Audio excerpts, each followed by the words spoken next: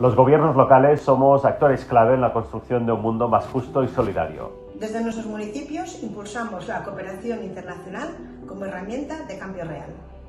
La cooperación local es clave en el nuevo contexto global. Es el momento de renovar nuestro compromiso. Este encuentro és una oportunitat única per a fortalecer aliances i compartir experiencias. Debatrem sobre els nous reptes i oportunitats que ens aporta el Real Decret de Subvencions para las nuestras entidades. Analizaremos cómo la cooperación municipalista contribuye a la ayuda oficial al desarrollo. La cooperación feminista y la participación de las mujeres en la política debe estar en el centro de nuestras estrategias. Reunímonos en Gandía para reflexionar conjuntamente y seguir construyendo políticas públicas de cooperación internacional. Vos esperem el 27 i 28 de maig.